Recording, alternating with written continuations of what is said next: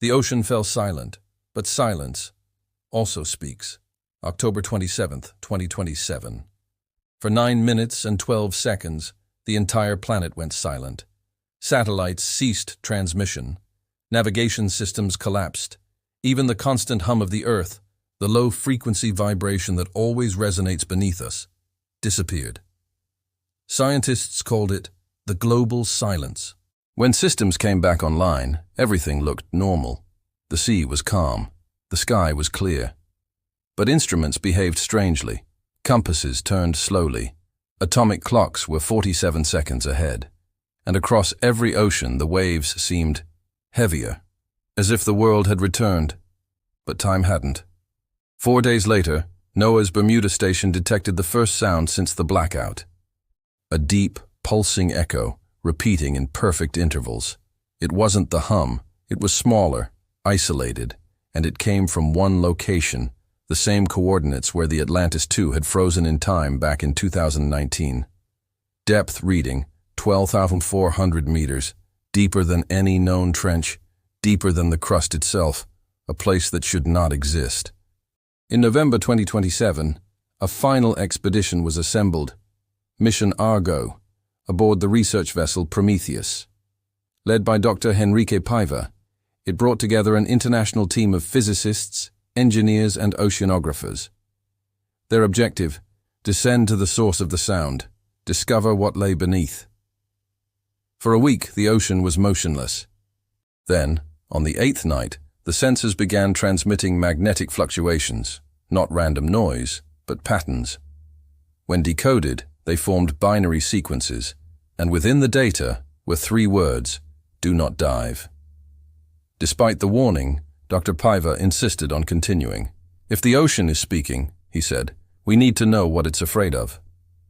At 3:17 a.m., the same hour recorded in every anomaly since 2019, the submersible Abyssal 4 began its descent. For hours, everything was steady. The cameras streamed a soft blue light across endless darkness.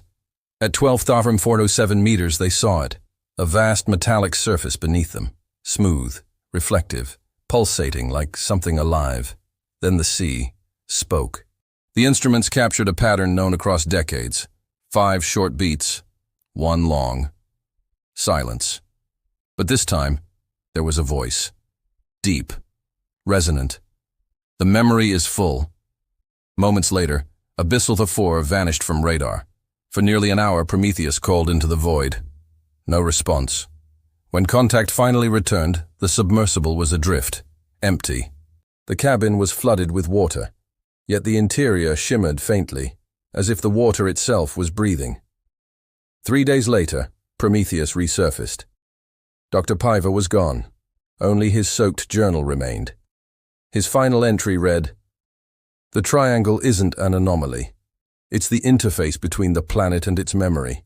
Every sound, every life, every story, recorded in the ocean, waiting to be remembered." Below it, in smaller handwriting, "When the sea fills with memories, it must empty itself. Perhaps that's what we call the tide." Recovered footage from Abyssal 4 lasted only 12 seconds before cutting to static. But in the final frames, a reflection appeared on the metallic surface ahead. A human silhouette, no suit, no helmet, just standing there, suspended in water. When the image was enhanced, the reflection was looking directly into the camera, and it smiled. Facial recognition confirmed the impossible. The face belonged to Dr. Henrique Paiva. After the Argo mission, all deep-sea exploration programs were suspended indefinitely. But the silence didn't last. Months later, anomalies began reappearing. Looping sounds, repeating voices, and echoes of long-lost transmissions surfacing in random recordings. Civilian ships reported radio interference that played fragments of old distress calls. Sonars emitted phrases never transmitted. Even antique radios picked up whispers across static. And in every one of them, 5 short, 1 long.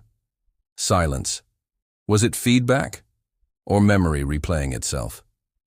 February 2028. An automated weather station near Bermuda sent one last file before losing connection. It lasted 47 seconds. Inside it, a faint hum, a woman's voice, calm, familiar. We are not what the sea keeps, we are what it returns. Then only waves. And wind. Today the event is officially catalogued as the Atlantic Final Event. No signals of similar origin have been recorded since. The world believes the triangle is quiet again. But sailors still talk of nights when the horizon hums, when the air feels charged, and faintly somewhere beneath the surface, a heartbeat answers. 5 short beats, 1 long. Silence. Then a whisper, timeless and soft. The world remembered.